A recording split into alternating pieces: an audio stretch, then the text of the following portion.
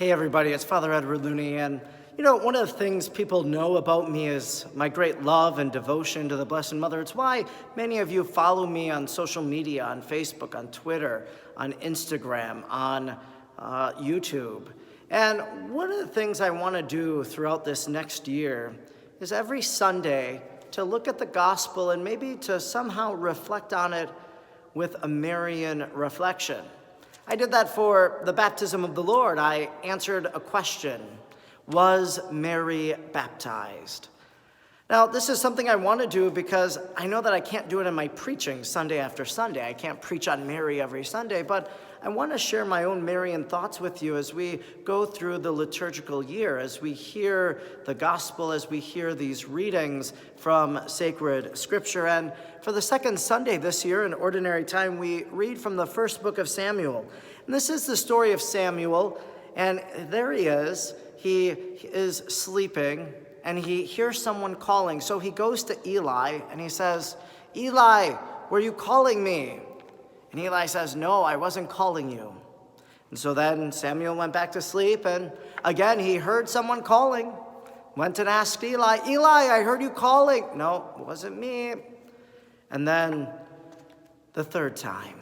And so Samuel says, "Speak, Lord, your servant is listening." He knew and realized that it was God that was speaking to him. "Here I am, Lord. Speak, Lord, your servant is listening."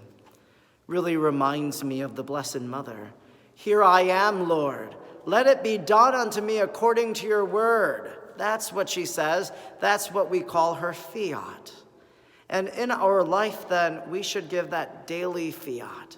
"Here I am, Lord, I come to do your will." That every morning, maybe, when we rise, maybe you pray the morning offering. Maybe you enter into some sort of prayer. It might be good for us to say, "Here I am, Lord, I come to do your will today. Send me." And then we say, "Speak, Lord, your servant is listening." For Mary, the angel came and spoke to her, told her about her cousin Elizabeth.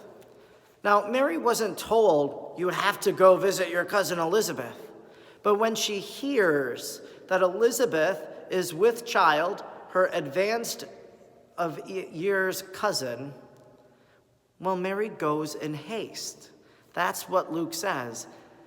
She went in haste to the hill country of Judea, and there she visited her cousin Elizabeth. "Speak, Lord, your servant is listening. Here I am, Lord, I come to do your will." Mary knew what God's will for her in that moment was.